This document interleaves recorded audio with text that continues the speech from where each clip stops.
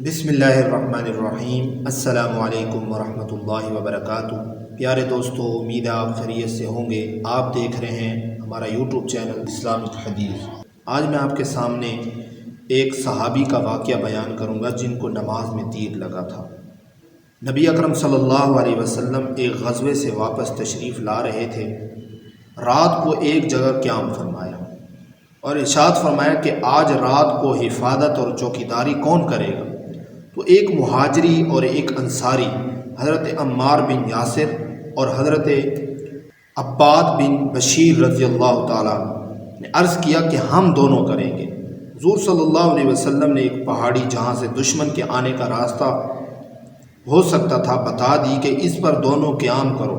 دونوں حضرات وہاں تشریف لے گئے اور وہاں جا کر انصاری نے مہاجری سے کہا کہ رات کو 2 حصوں پر تقسیم کر لیتے ہیں، ایک حصے میں آپ سو جائیں اور میں جاگتا رہوں، اور دوسرے حصے میں آپ جاگے میں سوتا رہوں۔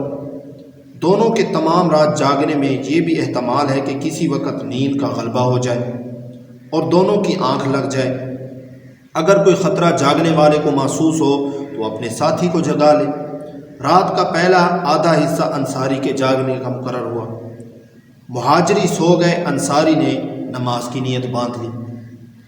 دشمن کی جانب سے ایک شخص آیا اور دور سے کھڑے ہوئے شخص کو دیکھ کر تیر مارا، اور جب کوئی حرکت نہ ہوئی تو دوسرا اور پھر اسی طرح تیسرا تیر مارا، اور ہر تیر ان کے بدن میں گھستا جا رہا تھا، اور یہ ہاتھ سے ان کو بدن سے نکال کر پھینکتے رہے۔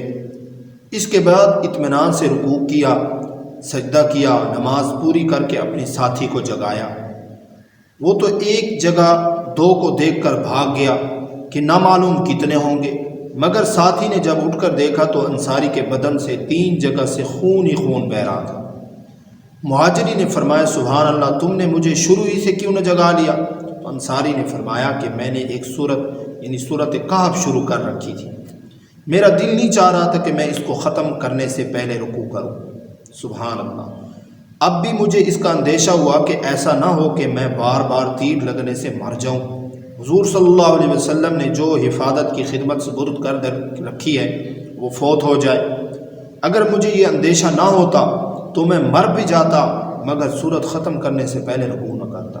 سبحان اللہ، یہ بھی ان حضرات کی نماز اور ان کا شوق کہ تیر پر تیر کھائے جائیں اور خون ہی خون ہو جائے، مگر نماز کے لطف میں فرق نہ پڑے۔ اور ایک ہماری نماز ہے کہ اگر مچھر بھی کاٹ لے تو نماز کا خیال چلا جاتا ہے۔ بھیڑ کا تو پوچھنا ہی کیا۔ یہاں ایک فقہی مسئلہ بھی اختلافی ہے کہ خون نکلنے سے ہمارے امام یعنی امام ابو حنیفہ رحمہ اللہ کے نزدیک وضو ٹوٹ جاتا ہے، امام شافعی کے نزدیک نہیں ٹوٹتا۔ ممکن ہے کہ ان صحابی کا مذہب بھی یہی ہو، اس وقت تک اس مسئلے کی تحقیق نہ ہوئی ہو، حضور صلی اللہ علیہ وسلم اس مجلس میں تشریف فرما نہ تھے، یا اس وقت تک یہ حکم ہوا ہی نہ ہو۔ تو اب اس واقعے میں ہمارے لیے سبق کیا ہے کہ ہم دیکھیں، اپنی نمازوں میں غور کریں کہ ہماری نماز کیا صحابہ اکرام جیسی نماز کی طرح ہے؟ کبھی بھی نہیں ہے۔ ہم جیسے ہی نماز شروع کرتے ہیں، پہلے نماز سے پہلے ہم دکان میں ہوتے ہیں، جیسے ہی ہم نماز شروع کرتے ہیں دکان ہمارے اندر آ جاتی ہے، دنیا کے خیالات ہمارے اندر آ جاتے ہیں۔ جو حساب کتاب ہم نماز سے پہلے کر رہے ہوتے ہیں وہ نماز کے اندر بھی کر رہے ہوتے ہیں۔ ہمیں یہ پتہ نہیں ہوتا کہ ہماری رکعت کون سی ہے، پہلی رکعت ہے، دوسری ہے، تیسری ہے، چوتھی ہے۔ شیطان کے پورے وسوسے ہماری نماز میں چل رہے ہوتے ہیں۔ تو میرے بھائیوں، یہ سوچنے کا مقام ہے ہمارے لیے، کیا ہماری وہ نماز ہے؟ نہیں ہے وہ ہماری نماز۔ اسی لیے تو ہماری نماز ہمیں فوج کاموں سے نہیں روکتی ہے، کیونکہ ہماری نماز نماز ہی نہیں ہے۔ کیونکہ اللہ تبارک و تعالیٰ نے قرآن مجید کے اندر ارشاد فرمایا ہے نا کہ نماز برے کاموں سے روکتی ہے۔ تو وہ برے کاموں سے کب روکے گی؟ جب ہم نماز کو نماز سمجھ کر پڑھیں گے۔ جب ہماری نماز نماز ہوگی نہیں تو پھر تو ہمیں شکوہ رہے گا نا کہ ہم گناہ سے کیوں دور نہیں ہو رہے۔ تو گناہوں سے تب دور ہوں گے جب ہم نماز کو نماز سمجھ کر پڑھیں گے۔